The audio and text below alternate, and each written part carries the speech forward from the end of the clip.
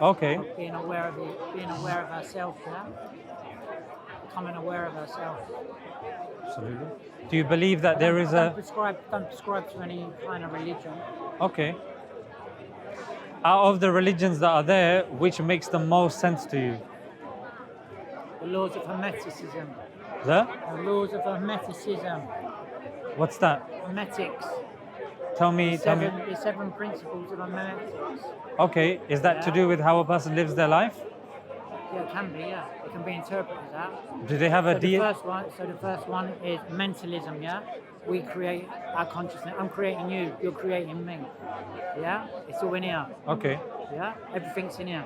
And then there's a law of vibrations, everything vibrates. There's a law of polarity, yeah? Like, if something's good, and then there's the opposite that's bad, it's the same thing. It's just different polarities. Hermetics. Where do you think all of this came from? You're making it all up. I'm making it all up. But these are images projected in my brain, right? From what I've seen. Yeah. But the images in my brain are different to the physical nature of the things that are outside of myself, right? No. Wouldn't you say it's a reflection of what's actually outside? Because an image is different to the actual thing. I think you're creating it. In you, inside you, you're creating this. What you're seeing is probably different from what I'm seeing. Yeah? Do you believe the chain of dependent things has an end? For example, we rely on something that relies on something that relies on something. Do you believe there's an end to that chain, or it goes on forever?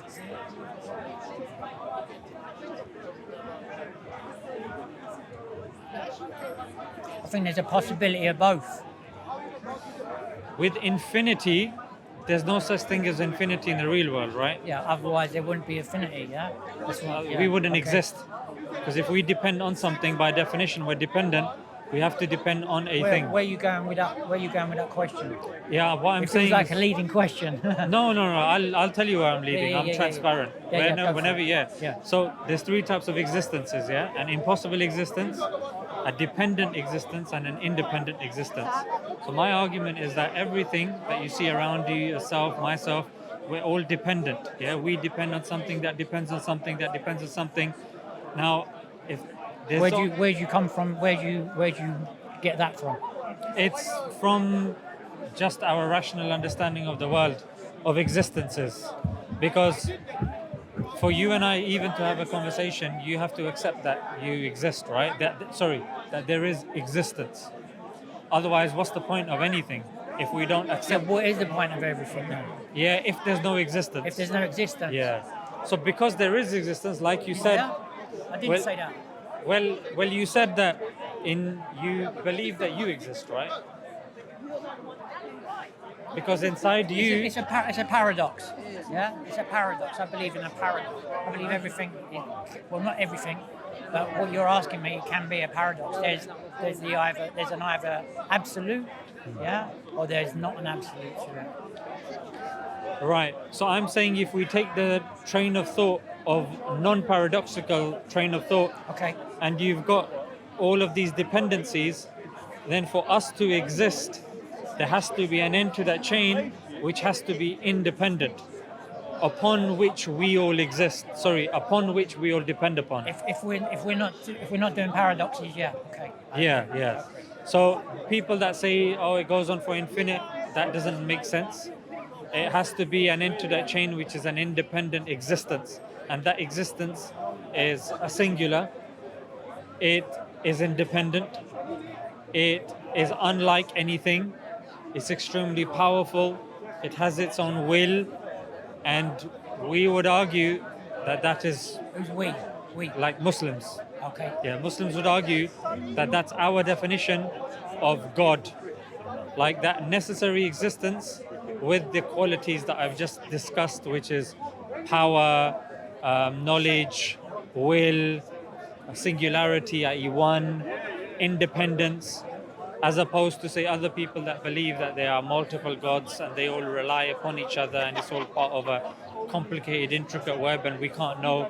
Why does there have to be a God? Why?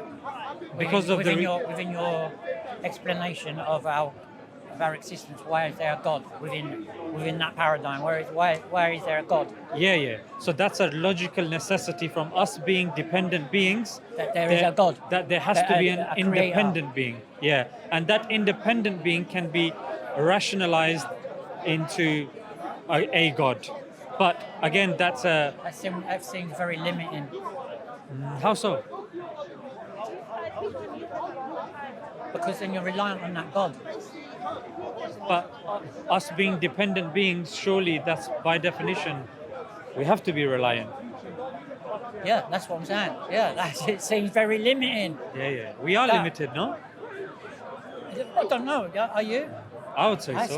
certainly don't feel limited. I'll give you an example. Like you can't just fly on top of the tree. If I tell you stand on one leg, you can stand on one leg. If I say stand on no legs, you can't. If I say tell me what brand glasses they're wearing behind you. But then within my imagination, you just described it. You just described what I can do. Yeah, within your imagination. Yeah. You're limiting yourself by your imagination. But you can prove me wrong, right? Well, of course I can prove you wrong. Watch, look. So if you fly on top of the tree? Yeah, I can. I'd love to see that. Maybe not in the physical, but in here, in my imagination I can. Yeah. Well, a lot can happen in the imagination. Of course. Yeah, we have multiple wives and we're chilling and life's good, and we can believe it. We can believe in a creator within our imagination. In our imagination, but I would say it's more beneficial in the real life because is there proof? Is there proof then? Right? Is there like you want me to prove that I can fly on top of the tree? Yes. Yeah, you want to see it, don't you? I want to see your God. You can. But if you want to see God, if you die in a state of faith, then you'll be able to see him after. In this world, it's not possible to see him physically, but you can see him through actions. For example, I'll give you an example. I don't necessarily have to see you get on that tree, at the top of that tree, to believe that you did. If I turned around and they blindfolded me, and you climbed that, you got on top of that tree, I would ask the 4 or 5 trusted people in the park that I think are reliable people, and if all of them gave me the testimony, you know what, he did climb that tree, I have a very high chance of believing you did climb that tree. I don't need to see it. I'll go with that. Yeah. So similarly with God, when we look at, for example, a watch, you immediately say there has to be a watchmaker. If I give you a phone, you say there has to be a phone maker. But things more complicated than the phone and the watch are human beings with a great deal of information. For example, 1 gram of DNA has 200 million gigabytes of information. So surely I find it difficult when people say, oh, but we came by chance, we came by nothing. I say, no, if everything around me every cause has an effect. Yeah, every effect has a cause, then surely... So you're going along the lines of cause and effect. That there must be a creator. There must be a creator because we're so complicated. Our design, yeah. So what can we use... maybe AI, what's happened to AI at the moment, it's learning, isn't it? Yes. And at a rapid rate. So is the creator us? Are you saying that's the same kind of thing? So we created AI, right? Yeah, and it's learning at a rapid rate. Absolutely. But we will still... And holding information. Yeah. But ultimately speaking, it can't do anything without us allowing it to do so. For example, Microsoft had 2 computers that were speaking to each other. To the outside observer, it looked like they were speaking gibberish. They found out that they made up a language and they were communicating with each other. They immediately pulled the plug. It doesn't matter how smart they are, ultimately they rely upon the human being to allow them to process. So in other words, they are dependent on the programmer. Similarly with us, we are dependent on our creator. It doesn't make sense for us to say that we came from nothing or we came by chance or all of this design just happened.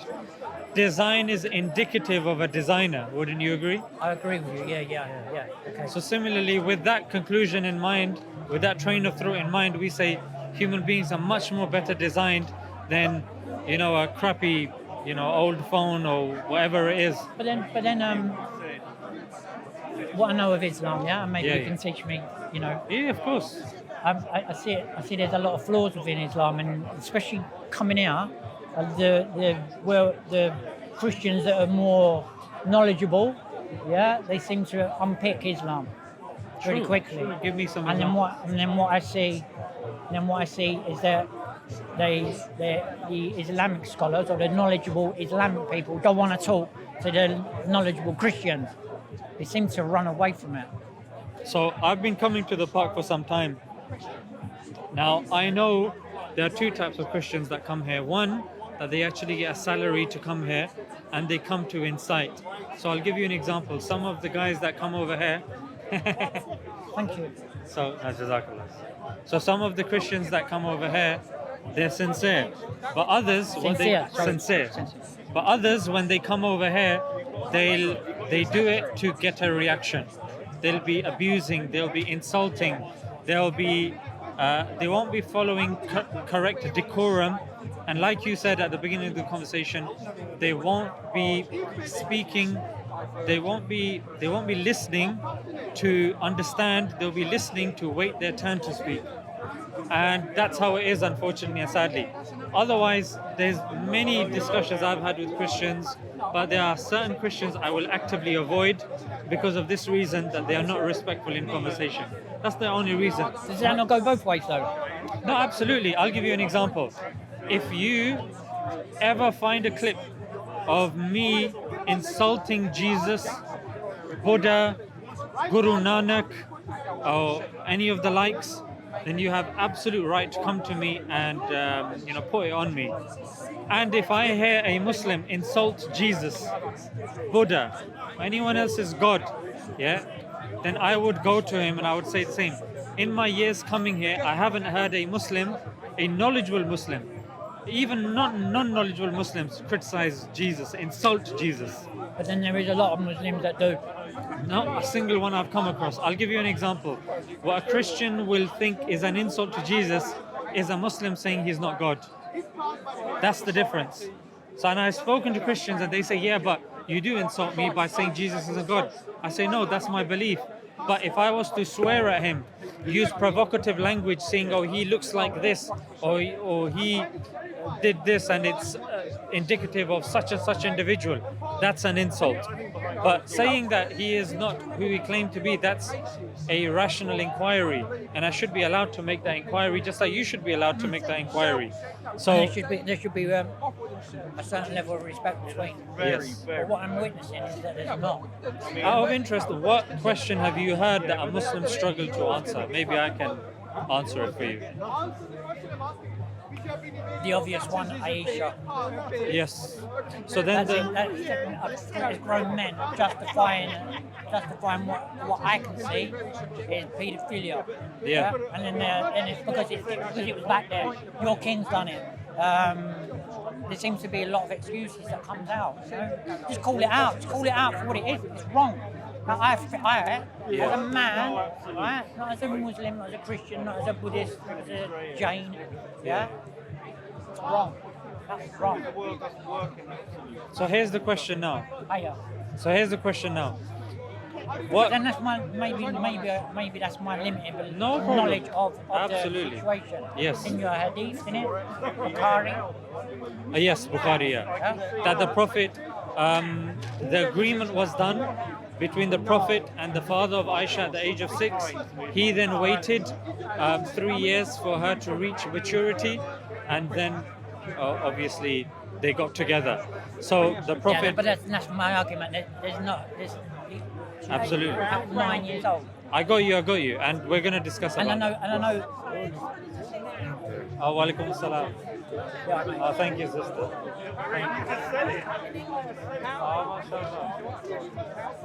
Okay, alhamdulillah. Inshallah, you learn something and you enjoy it.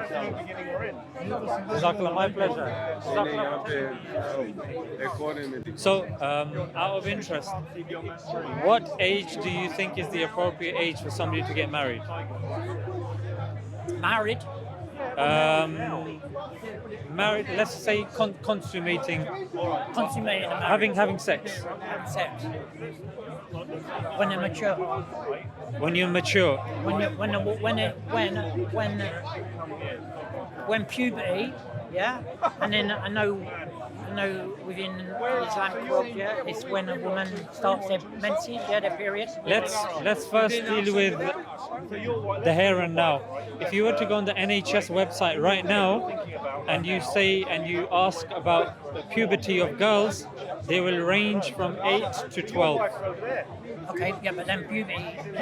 No, that's puberty. Yeah, puberty is a process, yeah. Yes. So you might be starting puberty at 8. It don't mean that you're fully developed as a woman. Yeah. That takes time, don't it? Not necessarily. So I believe it does. Yeah. I believe from my own experience as a man, yeah, when I first started puberty, I didn't, I wasn't ready to have sex when I was 13. Yeah. It took a while for me to mature as a man. So generally, when I ask For my body to mature. I got you. So generally speaking, when people ask for an age, there is no set age. Everyone will disagree. Some will say, I agree with you. There's no set age. There's no set age. Some will, for example, Mary, they say that she got married or she was with Joseph at the age of 12. Romeo and Juliet, they were very young. So this concept of age, it varies between cultures and areas. Now, with Islam, it's slightly different to say Christianity, because Islam is completely different in the sense that it says that the girl has to be physically ready, mentally ready, and it has to be socially acceptable. These are the three conditions. Now, in societies in which they have a life expectancy... So was Aisha? Yeah, so with Aisha, she was physically ready, she was mentally ready. Was she not still a child though? No, she wasn't. So when she playing with dolls? Well, I've seen 25, 30-year-old men playing with dolls, got action figures. Yeah, but is it not weren't it prohibited in Islam for women to play with dolls, yeah? No, not necessarily. Am I getting that wrong? No, that came later. The nahi for that came later on. But earlier on, like for example, I know grown-ups that are collecting children's Dragon Ball Z and Pokemon cards. Okay. And grown men. I think that's a bad example, but yeah. I think But that's no, a really bad example. I'll give you an example. And I feel like what I'm making my point that it's you're intellectualizing a very simple.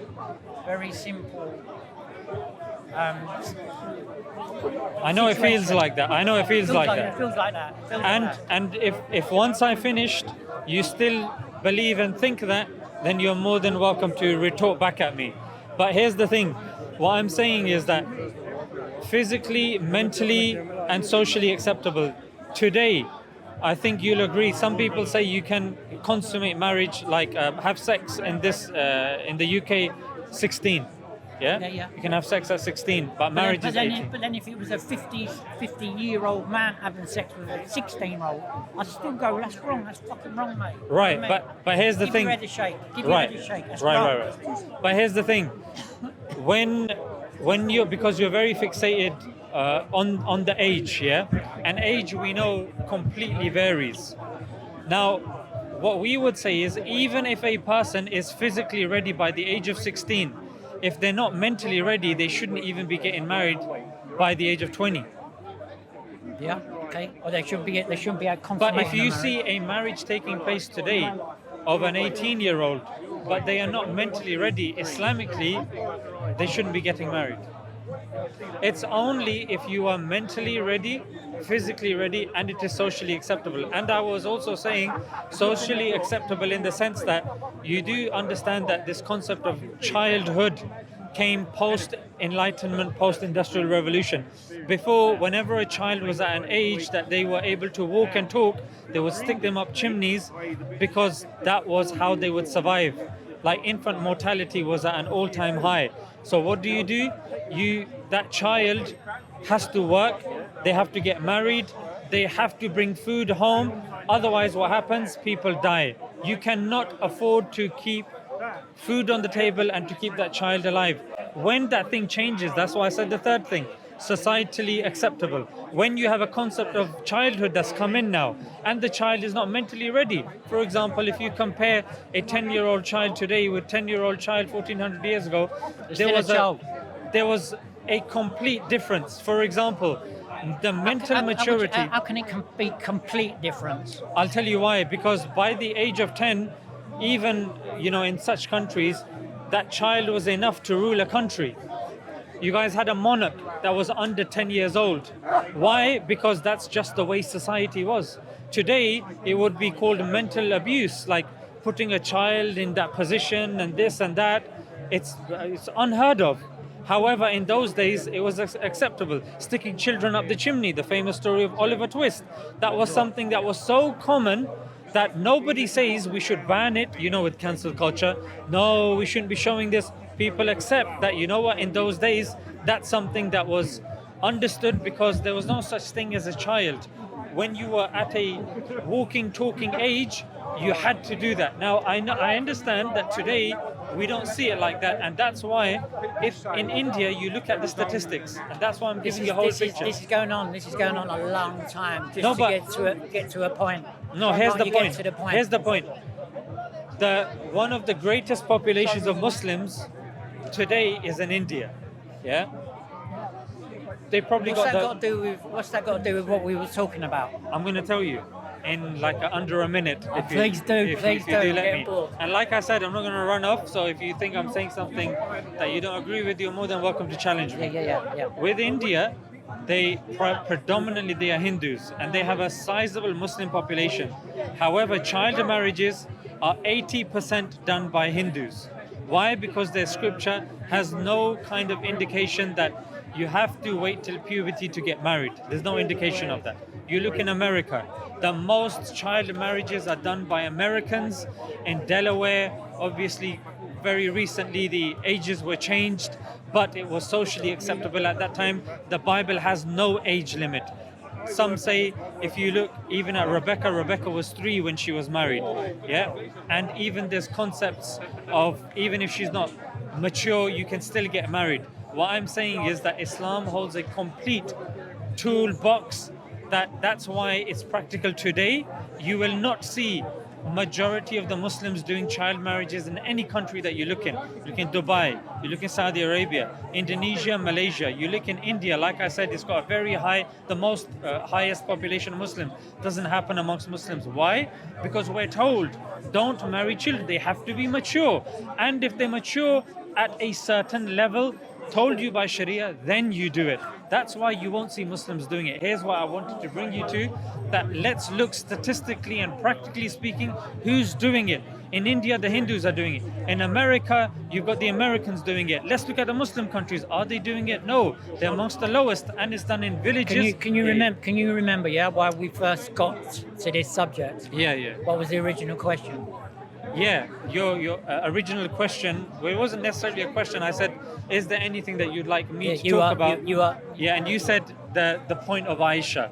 No, I said the obvious. I said we were talking about why I thought that it's got angrier here. Yeah. You sound like you come here you've been here for a few years. Yeah. Blah blah blah. And I said what I've noticed. I was telling you what I noticed. Yeah.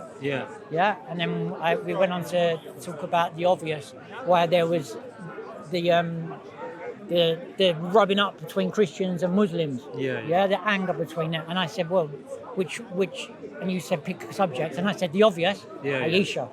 Yeah. So like, I'm not defending a Christian standpoint. Look. I feel like you're talking a lot and gone round the houses about a subject. And I just said how I find it very difficult for grown men here, Muslim men, to justify a 56-year-old having sex with a 9-year-old. I find that hard. Right. And if you think back to what I said, I gave you sociological, theological, and biological reasons. I ticked all the 3 boxes. You've still not convinced me. It doesn't matter. Okay. But I'll tell you. Were you trying to convince me? Not necessarily. You asked me what's your view, what's your thing about that? I've given you the reasoning behind it.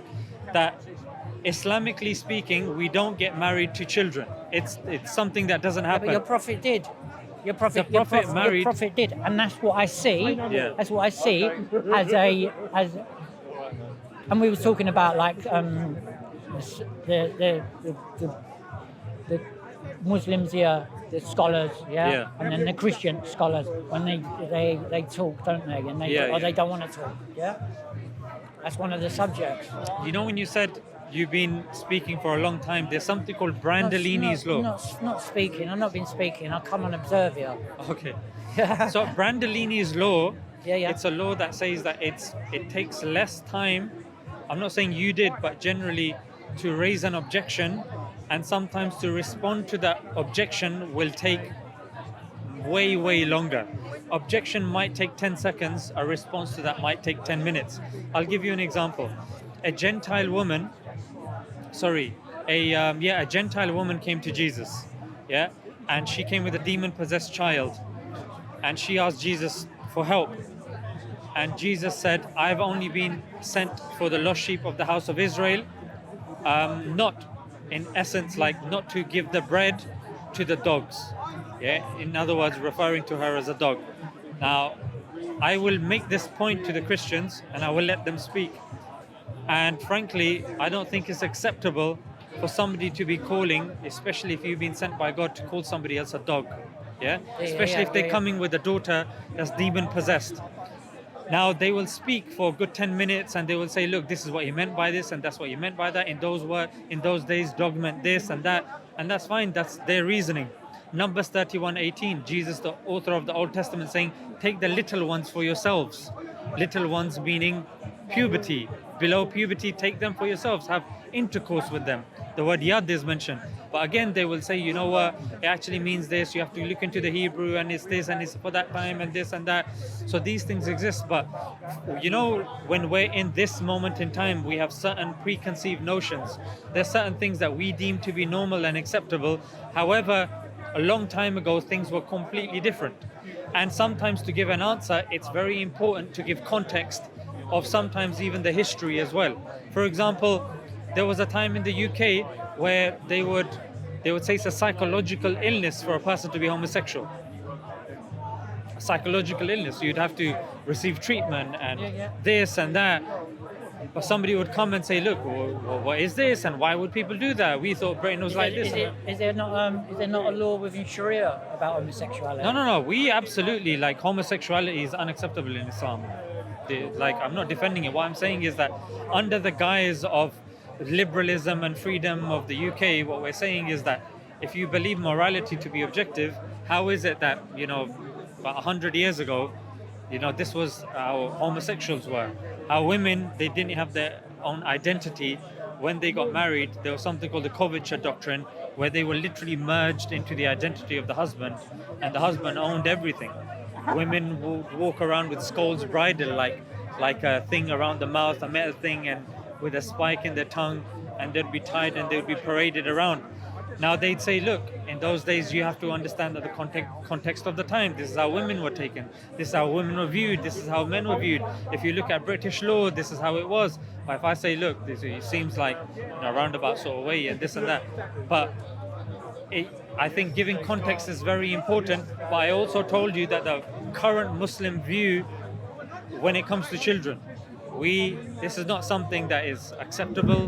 This is not something that we do. If somebody is mature, physically, mentally, and it is socially acceptable, there is allowance in the religion. And did you even know that even the Age of Aisha is disputed among scholars as well? Yeah, I've heard that. So that is like, even if I didn't even resort to that, but what I'm saying is that this is not like a make or break for the faith. It's something which again can be interpreted like, this historical context or this or that. But what's the fruit of the religion? And the fruit of the religion is mentally, physically, and socially acceptable.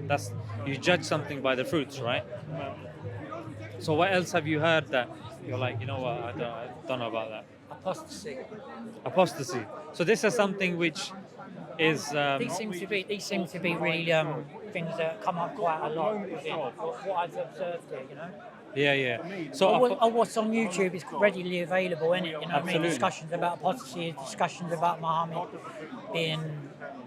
doing what he done. so what do you Homosexuality within Islam. You know, as a British man, these things and among my friends worry me about Islam. Let's deal with your first one. So the first one you said was Apostasy. apostasy. How do you understand apostasy? Everyone's born as a Muslim, yeah. Yes. Um, The fitra is that of a believer, yes. yeah. So you're born You're born with the innate disposition of being a Muslim, but it's your parents that then mold you to be of a different faith. right. So if you choose to leave Islam, yeah, and then you become an apostasy, yeah. Is that how you... Yeah, that's how. Okay, that's how you I see it. Yeah. So- someone that leaves Islam. Yeah. So the reason why I asked you is because there's that misconception that you just reiterated, which is that they equate. So the word that we have is called ridda, yeah, which is different. Apostasy is different. So if someone was to leave the religion, that's up to them. They can leave the religion. They don't get put to death for leaving a religion. The difference comes if they leave the religion and they are now proclaiming it and they are spreading that amongst the society that they're in. Then, What, in a negative light? yeah, in a negative. For example, they've left it and they're telling other people, don't follow this Don't follow barbarian... Islam. Don't Yeah. follow, Okay. Now- then that's punishable. Then the laws of apostasy apply and can apply to such and a what are person. the laws of apostasy? So one of the laws is that you could be put to death. One of the laws is you can be exiled, and one of the laws is that you could be sent to another country. So these, depending on the severity, because it's akin to... There's a word that I'm looking for. Why? Because in those that days, seems really harsh. yeah. If there's such a, and going back to our original conversation about consciousness and there must be a creator. Yeah. If you're so sure about that creator, yeah, through what you explained so amazingly. Thank you. Yeah. If there is a creator, a designer for us, yeah, because we're so complicated, why then is there apostasy laws? But just focus on what I said, yeah, which was that if you leave the religion, and it's an independent decision. Yeah. Okay. Khalas. So you Sorry. you leave the religion of Islam, yeah, and then you're slagging it off. You know, don't go to that. The two are different. Don't go to that terrible religion. Blah blah blah. Yeah. But if you're so sure in your religion and so sure of your creator, what's wrong with that? Because not everybody is going to be at a position where they're in a position that they're sure that they've reached a certain level. I'll give you an example. Somebody may have started practicing very recently. There might be, a few weeks. Some people might have been practicing for a couple of years. Some people may be practicing for like a decade. Everyone's on their own journey. When someone comes in, for example, if I go to a British school, even though I have, and someone comes and starts telling me that, if you mention these two words and you upload it on YouTube, you could be in prison for 14 years. For example, Palestine Action. You say, I advocate for Palestine Action. If I was to say that and I upload it, I can be slung in prison for 14 years. And then somebody else says that, if you put there's a certain word, when you go against the state, what's that word? Like Edward Snowden, he went against the state. Treason, yeah. So there are certain things that one of the laws in the UK was that if you put a stamp the wrong way around, like the head of the Queen the other way around, you can be done for treason. If someone comes and starts immediately telling me these things, that did you know that 1 in 4 British women get sexually harassed? This is the statistics for people getting stabbed and this and that. It's true. All of that is happening and it is very important. But for me to tell, say, my 7-year-old, 8-year-old girl this when she's going primary school and learning about elephants and learning about all of these things, it's just not a sensible time. If someone comes and starts, walking around naked and starts dingling their giblets about, she's gonna know about those giblets in the future, but that's not the right time. And in those days, you had the church and the state, or not the church, but the That religion. justification though to kill someone. No, but here's the thing. That justification is something which is not alien to any society. Let me just make this point, and then I'll come back to your point, which is the point of treason. Yeah, that if you go against the safety of the state, you're going against the state. Whether you're Edward Snowden, whether you're the guy that did WikiLeaks, Julian Assange, like if they come back, like it's problematic. Yeah, so many people. Like one guy in Japan got the death penalty. One guy like Anwar al-Awlaki. He was somebody that born in America, but then he left and he was speaking against America and he was saying and doing things that America didn't agree with. He was killed extrajudicial killing, i.e. the killing of the apostate. Yeah, why? Because they deem him to be an enemy of the state. Now, what is that criteria? That's why I said that if the person is just a personal faith thing, then that's up to them. If they are now causing corruption in the land and it's affecting people, merely going in, that there's certain degrees, and we also have a court system, and it's put in court. Like in the Ottoman Empire, there was a person that was converted to Christian, Vava Nam. They were exiled, they weren't killed, but in other cases they were killed. So it depends circumstantially. Just like in Japan, it happened after a very long time, but it did happen. Somebody was killed. So it's not like, oh, I've just left the religion. No.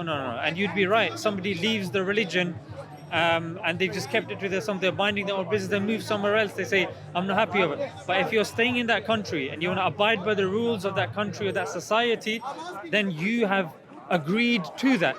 If you don't, go somewhere else. Do it. Like people will leave Iran and badmouth Iran. But if you're in Iran, you're going to be tried according to the rules of Iran. That's what it is. Do you see? And if you look compared to that in the Bible, in the Old Testament, I didn't want to start off with this argument. I wanted to first stand on my own 2 feet, use the Quran by itself. But the Bible, it says that even if someone finds out that you're an apostate, then you should be the first one to stone them to death and get everybody else around. What, in the Bible? In the Bible, yeah. I can show you if you want. You want to see it? No, I believe you. Yeah. I believe. I know there's bad stuff in the Bible. Yeah. So that's what it is. That when you What's your name? Zishan, Jane. Jane, Jay. Nice to meet you, Jay. Nice to meet you. Nice to meet you. Are you gonna go now? No. Okay. Yeah. I like the conversation. Yeah. Thank you. Yeah. I'm just getting cold of that standing. Yeah. It was. Did you get caught in that rain? I really did. Yeah. I did. It's all wet. Yeah. And plus the sleeves, I don't think. You've been coming in. About 2.5 years. Oh, that was Yeah. On and off 2.5 years. And I've been looking into the different faiths and different things that are mentioned. And well, you study different religions. Yeah. Were you looking to Hermeticism? Now that you've mentioned it, I'd like to know what people are coming with, and I'd like to meet them at that level. So, I'll note that down. Hermetics. The 7 principles of Hermetics. Hermetics. Have you heard of Vipassana? Vipassana. V-I-M? V-I-P. Vipassana. Hang on. Hermetics, Vipassana. Hang on, I've got it. Let me see if it comes up.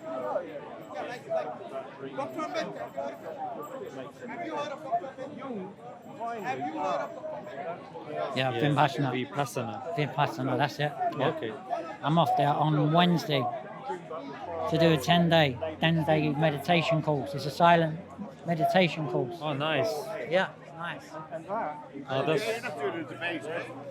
No, I don't know. I think I was caught up with this guy. We had a really nice conversation with him. He was saying what religion I was, and I'm not a religion.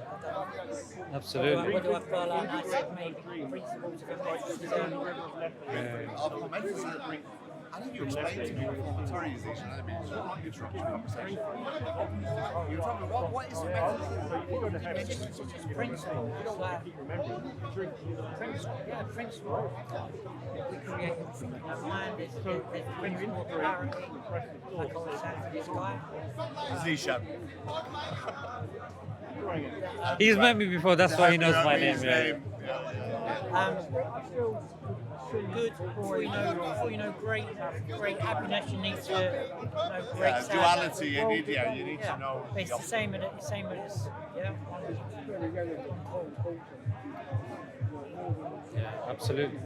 I believe we're I believe we're both. There's, when we think the soul and the human, we already have two there. But you can speak to him after about this, yeah? Yeah, no, you, sorry, are you doing a talk? No, yeah, we're having a nice conversation. We're having a chat. Yeah. Are you on camera? Yeah, we are, yeah. No, it's alright. So what else would you say is bothering you? Say that again. What else is bothering you, or what do you feel that you want to get clarified about Islam from a Muslim's perspective? Have I said bothered? No, I put that. I don't feel like I am bothered by it. Yeah. Or maybe I am. I don't know. Maybe it's what I just witnessed. You know what I mean? Maybe it's what mainstream are bothered about. Yeah. Yeah, maybe not me personally. I'm not really bothered about stuff. What else would you say that you'd like to know more about the Islamic perspective on? I think we covered it. Yeah? Yeah. Fantastic. Is there anything else you can think of? I mean, there's loads. Is there anything that you would like to say to me or ask me? There's loads. I mean, well, I think we spoke about that at the beginning, and you didn't have any issues about it. I mean, our like the Islamic perception of God and understanding of God, its preservation of Scripture, is very different, because I believe that sometimes Islam gets lumped in with Christianity, and I think it's very, very different in terms of what our views of Scripture is, in the sense that Christians believe that you had these anonymous people that came about 40, 50 years, 40 to about 90 years after Jesus, and they penned about Jesus' life. But on the other hand, nothing was written down at the time of Jesus, even though Jesus was preaching things, like he had parables and things that he would preach, but nothing was written down. And then the early Christians, what they would do is they would believe and they would be reading all sorts of scriptures that are no longer in canon form. Even when you compare the scripture of the Bible today with what used to be there's nothing to compare it with, because we don't have the original Bible. Didn't they all get together at Nicaea? Yeah, but Nicaea wasn't for scripture. Nicaea was for creed. Okay. Yeah, that was to do with the Trinity, yeah. And the only time that they got together for scripture, it was only the Catholics. It was the Council of Trent. The Protestants don't accept that. What's the Apocrypha? Yeah, so the Apocrypha is something that, they had to make it clear that we don't believe it's Apocrypha. Apocrypha is something that the Protestants call it. They call it... Is there anything like that within the Islamic world? Is there a set of Islamic teachings that are... Like, when it comes to the actual scripture, it doesn't matter what sect you are, all the sects, they might disagree on other things, but like scriptures... Shia, Sunni. Yeah. But Shia, Sunni, all these guys, they accept the same... Sufism. Yeah. They all accept the same Quran. Okay. Why? And if you notice what they say about the Quran, not only do they accept it to be the word of God, but they accept that it hasn't been changed. They accept all of the chapters, all of the verses inside it. There's no difference of opinion. What about when all them Christian guys come here though and now all had different Qurans? Yeah, so what they try to do is they conflate two different things, which is, we say about the Bible that there's so many different versions of the Bible. Yeah. And those versions were decided after Jesus. But they conflate that and they try to do a sleight of hand. Like at the time of the Prophet Muhammad, peace be upon him, Arabic wasn't something that everybody could speak. So what the Prophet did, when it comes to, this is less than 1% of the Quran, the Prophet gave different options. again, this was the Prophet saying that. For example, Maliki Yawmiddin. Yeah, Maliki Yawmiddin. He gave an allowance. He said Maliki and Maliki Yawmiddin. You can say it both ways, both are correct. Now, when someone recites the Quran, you say you're only going to pick one of them, right? So what they will say is, aha, it's a different version of the Quran. Look, this word is different. But that's not the case. But didn't they bring a few different Qurans? It weren't just. That's what I'm saying. Just two. It was like a lot. Yeah. Weren't they? That surprised me. Yeah. So the thing is that when it comes to different options, there's different Translations. No. Like Maliki Yawmiddin and Maliki Yawmiddin. Yeah. And then you continue Wadduha and Wadduha. Now, what options are you going to take? You're going to, like from the first surah, you might take the first option. Then from the second surah, you might take the second option. Then, so based upon the qira'ah, there's like 7 popular qira'ahs. It's a hard book to read, the Quran. No. I find it very hard. It's not because it's not in chronological order, is it? Yeah, but that's a good point. I'll tell you what the wisdom for that is. So based upon the different options, and for Muslims, like I said, like it's less than 1% of the Quran, about 700 odd words, which a person can memorize, because Muslims memorize the Quran from cover to cover. Like those different options, they actually don't get weaponized other than Christians. They're the only ones that bring up that point by that sleight of hand that, because there's different words that you can say, therefore it's a different version. No. It's not a different version. It's just different options of saying the same word. Okay. That's the issue. And then they will bring those Qur'ans that have given more priority to one word rather than the other. But if you want all of them in one, use the Bridges translation. That's one that's got all of the qira'ahs in there. But they don't want to do that. And I've seen one Christian that brings the Bridges, but he doesn't explain it.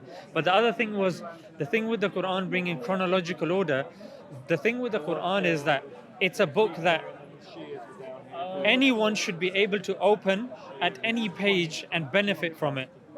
If the only way for you to benefit from the Quran is you have to go from A to Z, then it's not happening. Yeah, it's not accessible to everybody. Okay. I don't know about you, but I've got books of Dostoevsky and Leo Tolstoy. Yeah, they're like they come in the top 3 English, British literary authors. You got Shakespeare. Some say Shakespeare, Tolstoy. Some say Tolstoy, Shakespeare. Some say Dostoevsky. It's like that. The top 3 vary. Yeah, but I'm telling you, the books are thick and hard to read. And I'm telling you, like, I'll read a page, and then I'll be like, you know what? I'll come back to that.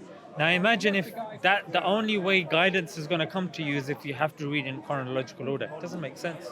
So the Quran, doesn't matter where you pick it up from, you can benefit from it. You want to read in chronological order, it does nest together, but it's not relying upon it.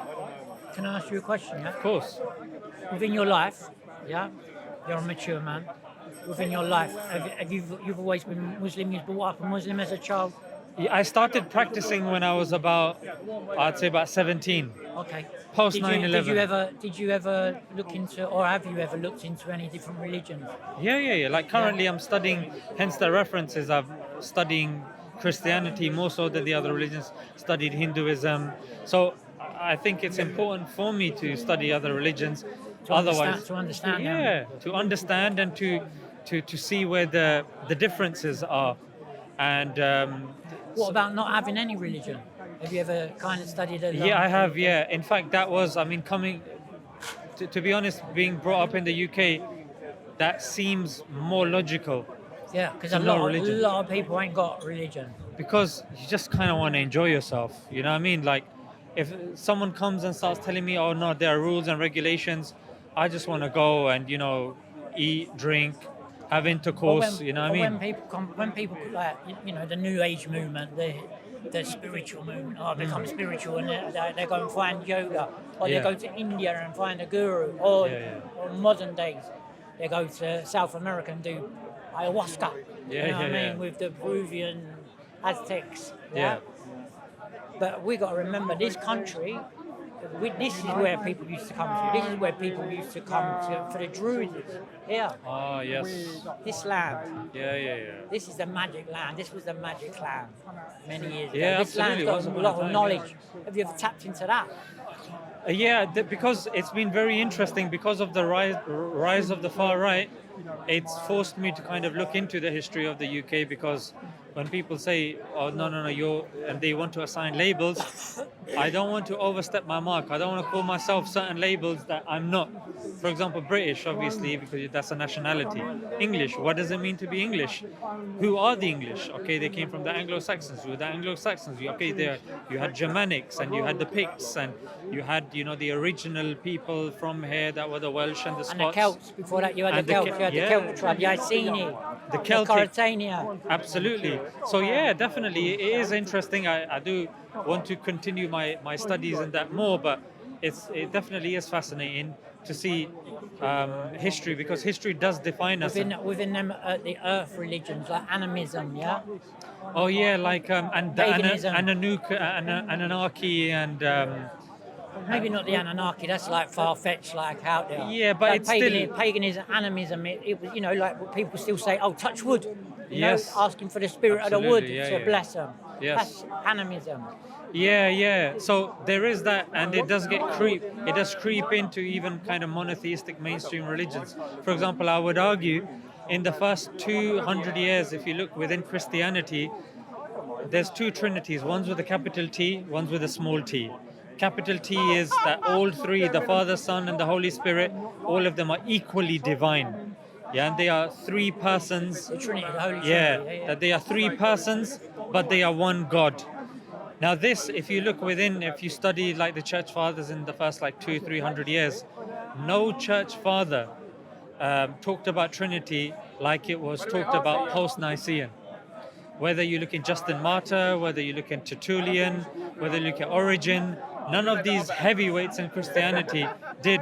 If you look at the Ebionites, the early Christians, they believed Jesus to be a prophet. They believed him to be a man. And it's similar to Muslims and Islam as well, that we believe, and that's why it's against our religion to insult Jesus. Then there's a school of thought to say that Buddhism come over and Jesus was a Buddhist. Oh, really? Have you never heard that one? Yeah. Well, I did see a couple of Japanese women over here that they believed that I think Jesus was reincarnated into like a Japanese woman. Not that Jesus went to India. Yeah, it was that the Indians, the Buddhists, come to Jerusalem. Okay. Yeah. Okay. Met Jesus, taught him the way of the Buddha. It's interesting, it definitely is, but having a standard of discerning what is true, what is false, and what is folks, like what people have spoken and what's been passed down, as opposed to what is accurate or what can be measured. And that's the thing that's, I would say, different between, say, Islam and Christianity, because scholarship in Islam is much more organized. Whilst if you look within Christianity, the earliest scriptures, the manuscript of Christianity, is the Codex Sinaiticus, which I've is seen it. Yeah, In the British Museum. the British Museum. Amazing. It really is. I mean, anything from back in the days is fantastic. So that came 300 years, like within the, I think, the third or fourth century. There's only part of it though in the British Museum, mate. Probably. I need to I see think it. it was split into three. Oh, really? Yeah, apparently it was the Russians that That took a bit. originally got it from the little church at the bottom of Mount Sinai. Okay. Yeah, and then they got it, and then they wanted to sell it, Yeah, well, so they sold a part of it to England. I mean, I'm sure they paid a great deal, because that is now the most often quoted manuscript of the Bible. But if you compare that Bible with the Bible today, there were extra books in that Bible, like the Shepherd of Hermas, the Epistle of Barnabas. So there are, so there are certain kind of books in that old manuscript. But when you compare with the Quran and the oldest manuscript that we have, the complete one in the Topkapi Museum, there's no extra verses in there, there's no extra chapters in there. So it's interesting, and it's always good to know. And I think the more I look into other faiths, I believe that if my faith is a true faith, then if I look into other faiths, learning about that should only strengthen my faith, if it is the true faith. Otherwise, then I need to know. You know what I You mean? said something. You said something that perked me. Yeah, you said about the rise of the far right. Yeah, yeah. Do you think the far right is rising? 100%, 100%. I think it only makes sense for them to rise. Like, I don't think it's illogical. Yeah, I think Why it's do you think this is? Why do you think there's a rising within the far right? because if you look, for example, there's an old age adage. Yeah, it's called divide and conquer. Yeah, and that's something that's used. Even if we look, if I give you a few case studies, we're seeing it being used in pretty much most countries nowadays, and in history as well. What you do is you go in there, you look at the other, and you look at the main population, and you pit them against each other. It's something that's been working, and it's been. You said your name is Rod, yeah? Jay. Jay. Yeah. Jay. So Jay, it's something that's proven to be very successful. And whenever something doesn't seem to be working, it's something that will always be the case. There'll always be foreigners, and it depends how and who has the big voice. And let's use the case study of Tommy Robinson, yeah? So let's just for shits and giggles. So with Tommy Robinson, what's interesting about him is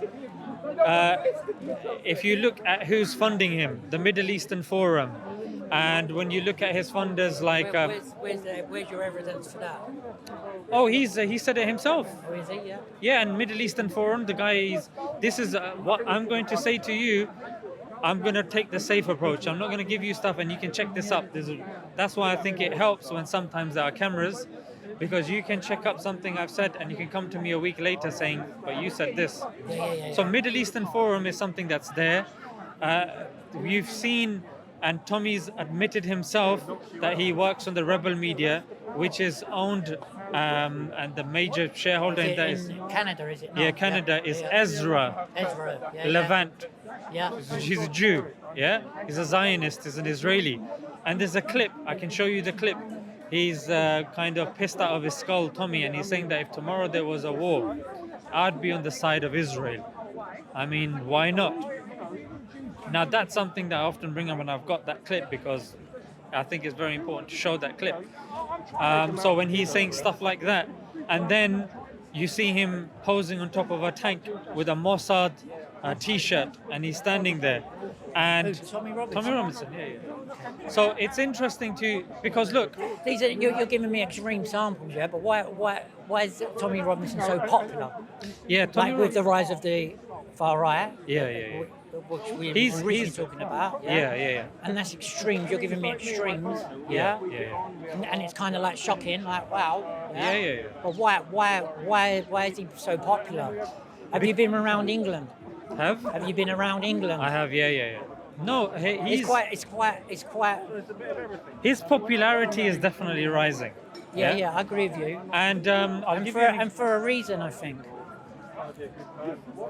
I'll give you an example. Yeah, there are certain talking points that just resonate with the far right. Yeah, but upon introspection, they don't necessarily make sense completely. For example, this broad term that these foreigners are coming and taking our jobs. That's bollocks.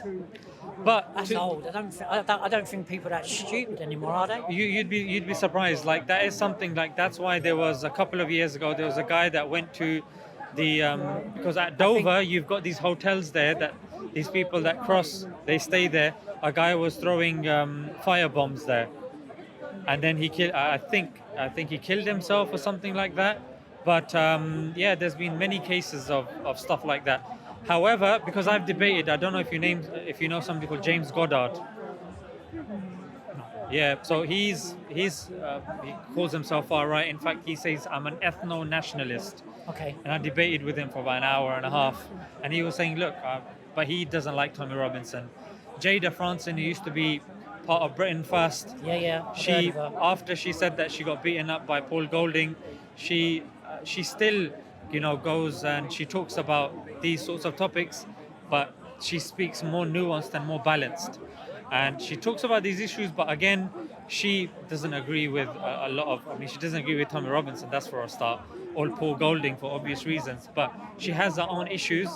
Even Nigel Farage and the rise of reform. Nigel, in some things, for example, he'll be more balanced than someone like Tommy Robinson. Tommy Robinson's used for a certain sector of society, the lay people, the laity. Nigel Farage is different. Nigel Farage knows that he's going with a political mindset, and he can't have people like Tommy. He said himself, I can't have people like Tommy because I want our party to be mainstream. They asked him about halal meat, and he was like, no. He's like, there's no point banning halal meat or kosher meat because there's just too many Jews and Muslims. Like, it just doesn't make sense. There is a big culture within this country, though, yeah. And it's like a football culture, yeah. Hooliganism, young men get tribal, yeah. They want to fight. That's just how it is. Yeah, you know absolutely. What I mean? Yeah. So I feel like a lot of that, Tommy Robinson has grabbed and got. He's got that. He's got that football. You know, that He's football got that element, crowd, that crowd, and they're dangerous people. And then when he's saying that they're praying, you know, anytime you bring in children, and you say they're coming after our children, they're coming like Tommy Robinson has never claimed overtly to be a practicing Christian. However, now with the rise of Christianity, he's now hooking onto that. His funders are pushing him, making him more relevant, and it's very difficult to avoid Tommy Robinson. But then I can see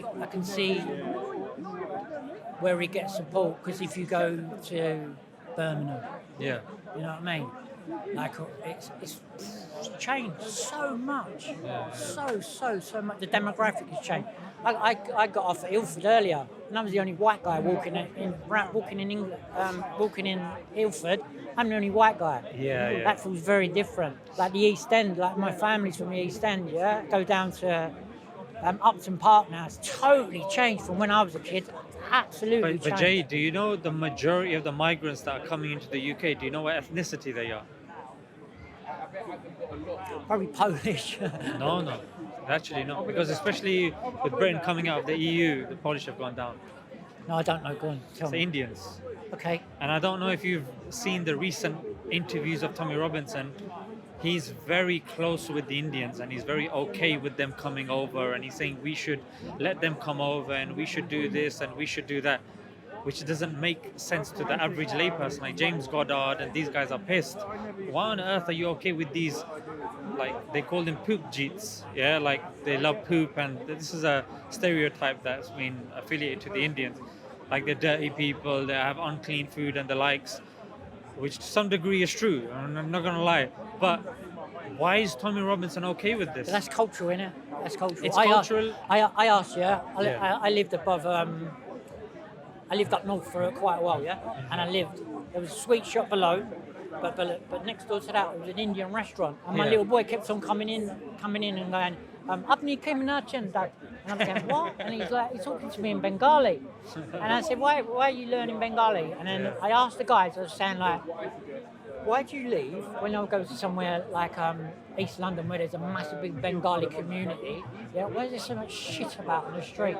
And they said it's like a cultural, like we don't have refuge collectors like you do. You know what I mean? So we leave our stuff on the streets and people come and pick it up. But here's the interesting thing. If you go to Birmingham, yeah, you'll notice that there's no ambulance for Muslims. There's no police force for Muslims. Why should there be?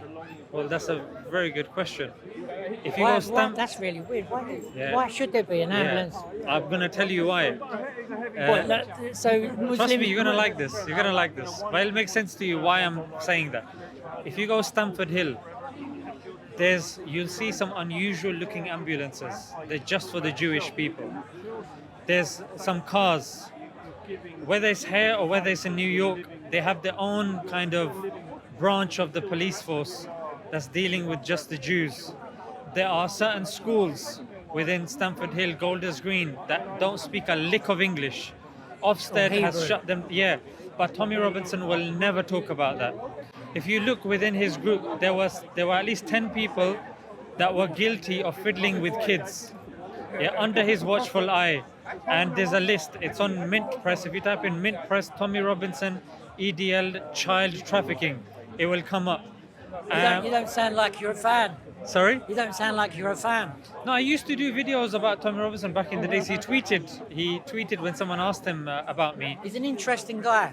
He used to be. He's an interesting character. Jay, he used to be, because I used to think that he had sincere questions, but when I realized that no, he's just there to divide and there's no sincerity. I didn't see any sincerity. Reason being, because even if you look at the funding, how he's, soliciting funds and... Let's take religion out of this conversation, yeah? What do you think? What do you think personally that the establishment are doing to him? I think they're kind of like they're weaponizing the judiciary, yeah, and putting him away for stuff that's kind of like, Recently, because I looked into this, because there was another gentleman, John. I don't know if you look. John kind of comes with that whole wheel thing. He's got the camera on his chest. Nice guy, Englishman. I've spoken to him a couple of times, and I think he was worried about Tommy Robinson, saying that he's in prison and he's getting solitary confinement. And I looked into this, and I realized that it was all nonsense. I realized there was no solitary confinement. He was seeing people every other day. He was having access to his emails. He was getting more yard time than his counterparts. But the thing is that it's just good to kind of make him a martyr. Now, there are certain things that I would say, I don't think, if Tommy's mentioning certain things, I don't agree with banning people on social media. Because I think if you ban somebody, then you kind of creating this, I wonder. And then people follow, it's like, like the new Kanye West track called Heil Hitler. They banned it on all platforms, but people love listening to it, because it's banned, and people are like, I wonder what he's talking about. It's controversial. They want to hear it. It's the forbidden fruit. Like, I have to hear it. Like, what is it about? So I think Tommy should be allowed to speak what he's saying, for people to dissect his ideas and realize that they're not realistic. He'll take certain principles and he won't provide like evidence-backed points. He will take certain talking points and he will just recycle them again and again and again and again. Why? Because his people aren't really interested in that. It's because of lack of religion. People want an identity. They want a group. And just like you mentioned, football, you all wearing the same uniform, you're chanting together, you're celebrating, you're laughing together, you're crying together. It's a religion. It's a religion. And with a void of religion, you have things like football and all of these things that are filling that void. That's why I also predict a rise. Christianity is going to rise. The far right is definitely going to rise, or the right wing is definitely going to rise. You see even the conservatives kowtowing to... Do you as a Muslim, do you worry about that? Do you think there's going to be a time, within this country, because this is what I hope for, I sincerely hope for this, that kind of balances out Muslims, Christians, Jains, Hindus, Buddhists.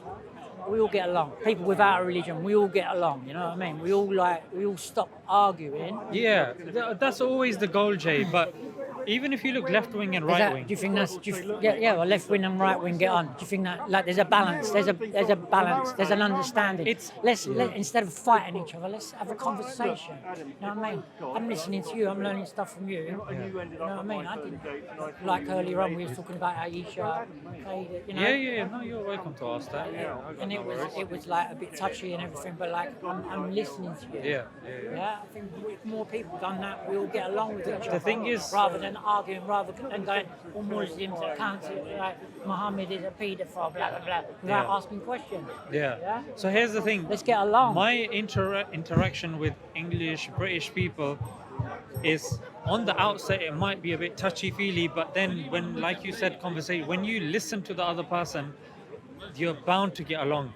And I think that happens and that occurs, but certain people, it's within their interests not to allow that.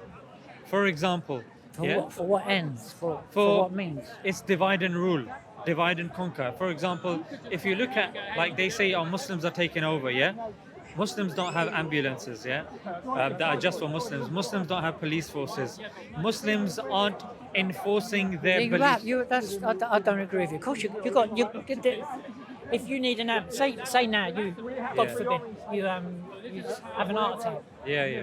What, you ain't going to have an ambulance. Of course an ambulance is going to come. What are you going to say? Oh, he's Muslim. No. You can't get an ambulance. I think you misunderstood me. I misunderstood you, yeah. Yeah. What I'm saying is, in Stanford Hill and Golders Green, which are predominantly Jewish areas. You have like a Muslim ambulance. Why would you want a what I'm Muslim saying. ambulance though? Well, the reason why they have it is they say that it supplements and it looks after our people more so.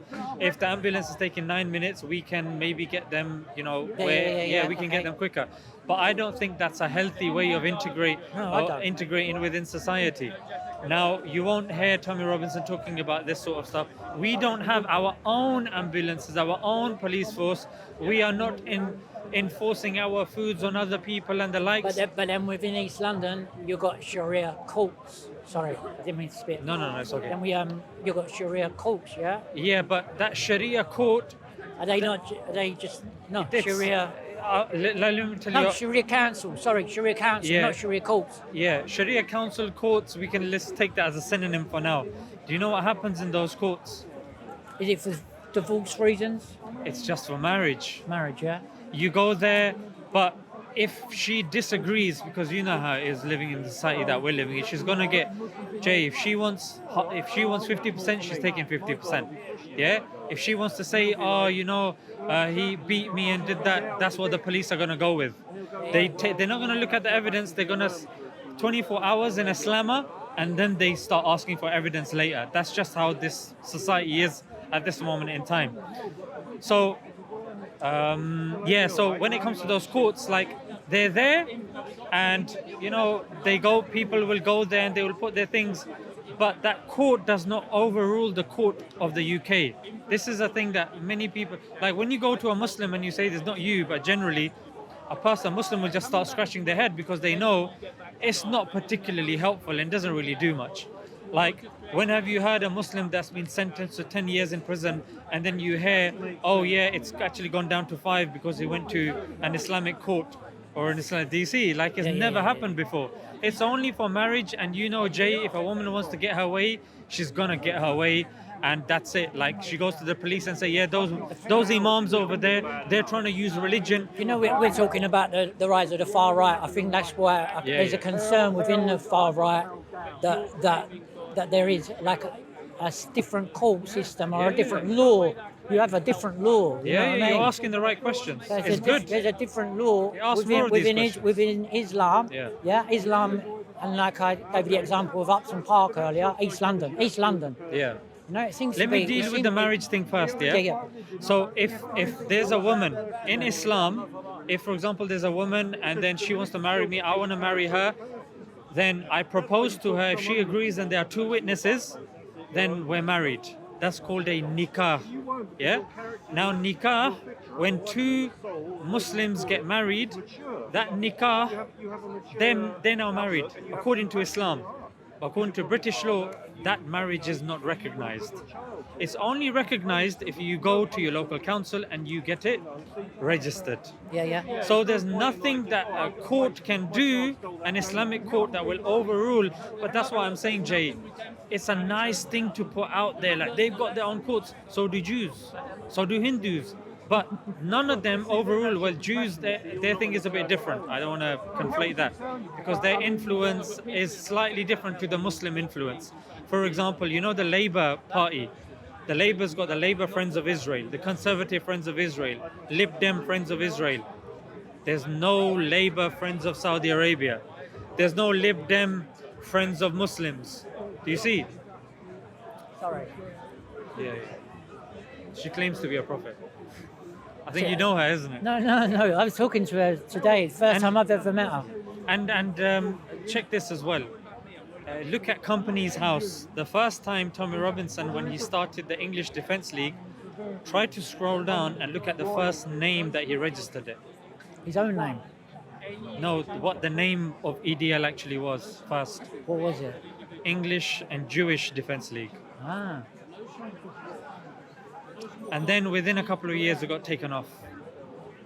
Initially, there were Jews that were helping him. So when people are saying, I don't know about you, but there's a strong belief within the Brits that the Zionists, the Jews, the Israelis, whatever term you want to use, they have a very strong influence over the politics and the economy of the UK. Starmer's wife, Israeli, Jewish, whatever you want to call it. The son-in-law of Donald Trump, Kushner, Israeli, Jewish, whatever you want to call it. Hillary Clinton's relative. But when have you ever heard, oh, a Muslim is the son-in-law of Trump, or a Muslim is a... We don't have that level of influence. Diana fell in love with a Muslim. We all know what happened to her. But point that I'm trying to say, Jay, is that if you look at the actual power Muslims wield, having, you know, a majority in a certain area is not a big deal. That happens with... It's a massive deal. Let me give you an example. You go to Brixton. It's a massive deal. Let me give you an example. You go to Brixton. As a Cockney, right? As a Cockney, Yeah. It's a massive deal because there's a whole culture eradicated by the influx of another culture. Here's the thing. Here's my argument. Let me know what you think about this. Go for it. So you've got a couple of streets in Birmingham. Yeah. And my cousin tells me this. Yeah. And I've seen it myself. Have you been to Birmingham? Yeah, I've been up and Yeah. down, like born and bred here. Like I like to travel around. I like to be informed. So when I went to Birmingham, this is how it works. Typically, when people come, certain things happen. People find comfort amongst people that look similar to them, because they think if something kicks off, then they're gonna have my back. I'm not gonna feel isolated. Like when the London riots happened, and there were certain Muslims that were living in isolated areas and their windows were getting smashed. And, you know, after that Christian killed the two white girls, Axel Ruud Cabana. Yeah. And they thought he was a Muslim and they started smashing up mosques and stuff like that. You remember, isn't it? No, say that. Go on. I lost you there. Yeah, so there was a guy who killed, I think stabbed two white girls, and the far right were pissed because it had transpired. They thought that it was a Muslim that killed the two white girls, so then they started smashing up. It was a Muslim though, wasn't it? No, Axel Ruud Cabana was a Christian. Christian? He's a Christian. See? Yeah. Look, let me show you. That makes sense to me. What, his father's from... They were regular churchgoers. No, I'm confused. No, that's why it's good that we're having this conversation. I'm confused there. No. I'm here to unconfuse you. I thought it came out. I thought Look, so the narrative- BBC said Chief Constable says she was not told to reveal Ruud Cabana's faith. Yeah. Yeah. So let's go on that. So we go down. Where's this from? The BBC? Yeah, I can Get go off on. of here. Telegraph. Wherever. Okay. Tell me somewhere else. You tell me. You show me. Go on. Let's go Telegraph. Telegraph. They've got a paywall though.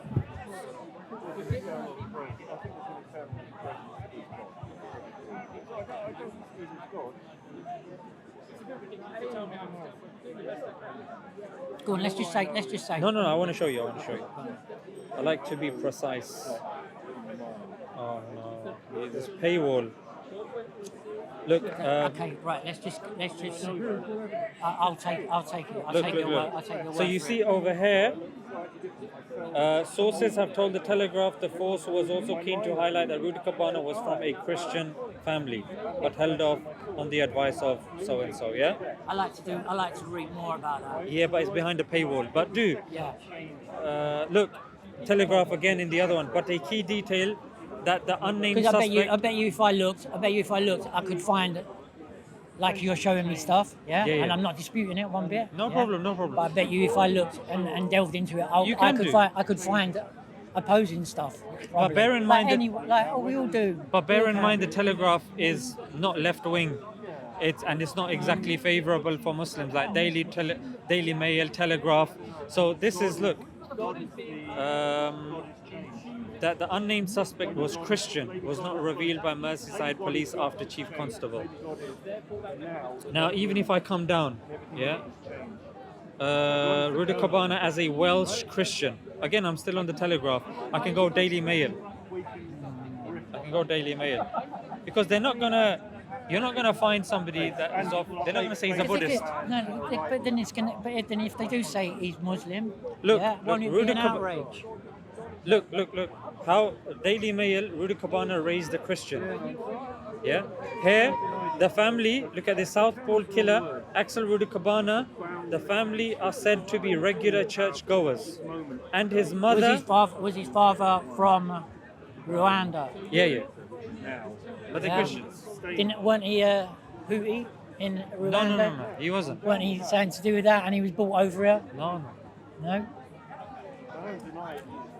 Initially, there was a picture going around that wasn't a high resolution picture, and there was a false name attached to it, and people took that and then started marching on the streets. But then afterwards, a lot of people retracted and then said, no, we were wrong, and it was because mosques started getting attacked. But he ended up being a Christian. How's this? Because I'm lost a bit in the conversation. How's this about what I was saying about East London? Yeah, so in East London, I was saying that people like living in communities, whether it's white. They feel safe. But here's the thing, whites typically, according to brown behavior, when a lot of brown people live in that area or they start influxing, then the whites typically move out. Yeah? So that's what it is. Now, those whites moving out doesn't mean that they've been replaced. It just means that they're finding properties elsewhere. That area, they don't feel comfortable in the area, for whatever reason or case may be.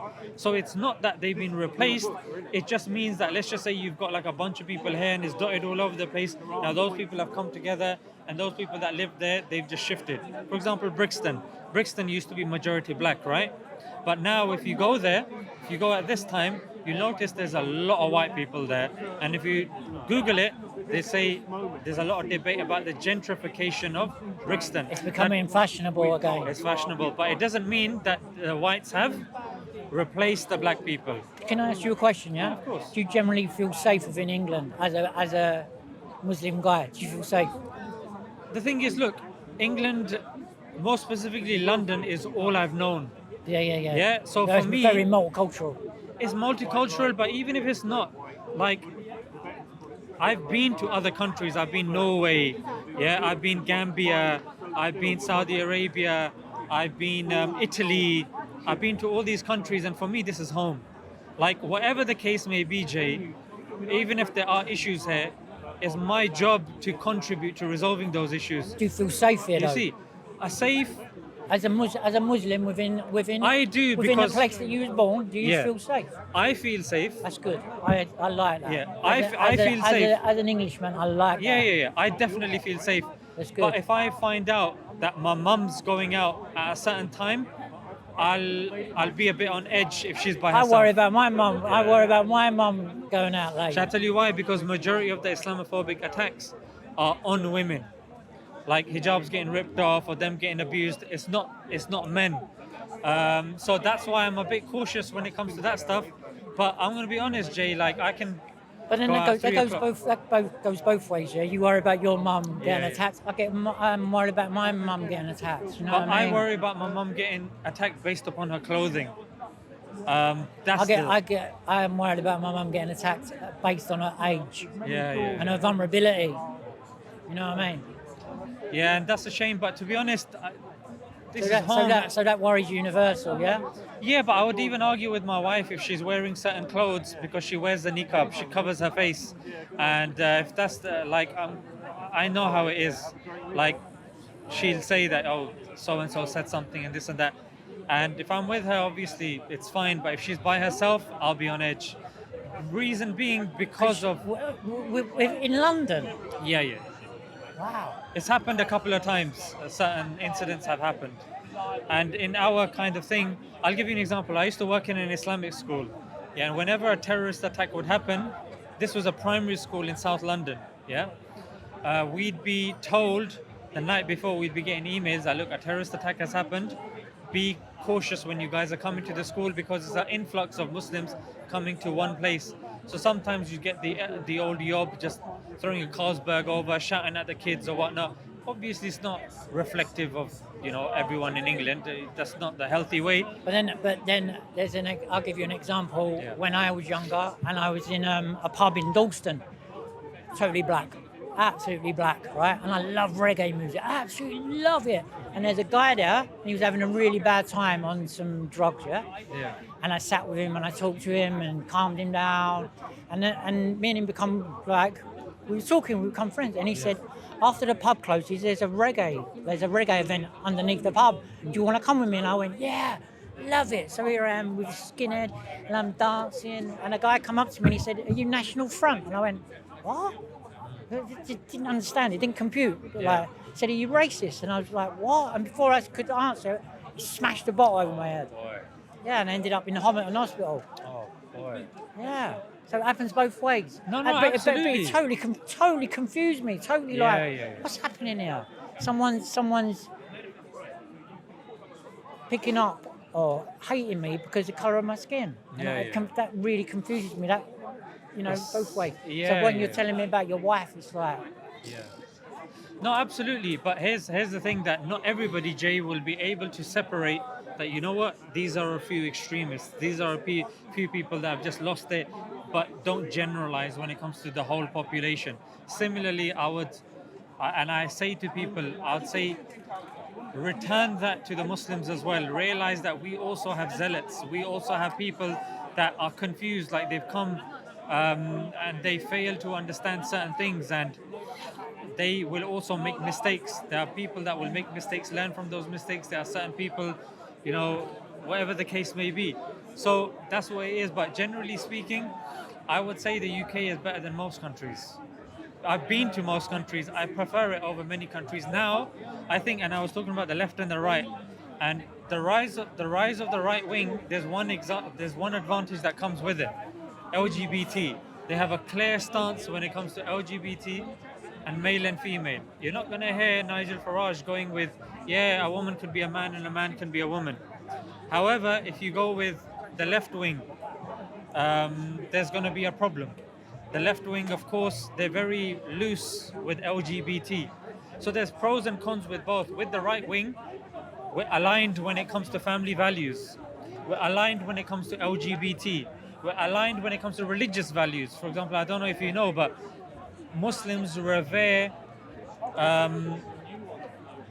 Jesus. They revere Mary. Like, I know girls in my family, they call Maryam. And if you look at the Aramaic Bible, or if you type in Aramaic, or even Greek, the original Greek word for Mary, it says Maryam. Even Bear Grylls, when he was reading from his book, he called her Maryam, because that's her traditional name. I've recently read a little pamphlet. It's the Gospels of Peace of Jesus Christ. Amazing. Someone suggested it. Gospel of? Gospel of Peace of Jesus Christ. I'll show you. Peter. No. And it's apparently one of the Aramaic. It's a translation from the original language of Jesus. Yeah, and a lot of it. But the New Testament's in Greek. It's not in Aramaic. It's a fascinating little book. Really fascinating. No, I thought I had it. Sorry. No worries. Right, I'm getting cold. I need to walk about. Yeah. So just to say that Muslims. Conclude. Yeah, of course. I'll just conclude with this, that in the Quran there's a chapter, there's different chapter names. So there's a chapter by the name of Maryam, Surah Maryam, the chapter of Maryam. There's another one called the Table Spread, and there's another one called Ale Imran, all three to do with Jesus and his family. Jesus is mentioned several times in the Quran. We believe him to be a prophet, and we're told that we are close with the Christians. Even if you look, when the Muslims ruled over Spain for 800 years, the Muslims, the Jews and the Christians lived together. There were Christians even amongst the early caliphs like Abdul Malik ibn al-Marwan, that Muslim rulers would have Christian... How's this concluding? Concluding in the sense that, concluding on common terms. Because you're saying that you'd like to see a time in which, whether you're left wing, right wing, for us to come together Muslim, and... Yeah. Christian, Yes. So non-religious. so what I'm saying is the Quran Let's all says. get along together. Absolutely. Let's stop arguing. There you So the go. Quran says, come to common terms between us and you. And that's what I'm doing. Because a lot of Christians don't know how the Quran and how the Muslims revere Jesus, revere Mary, and they don't realize that other people like the Jews, they have a book called the Talmud. And in there they believe that Jesus is being boiled in his feces.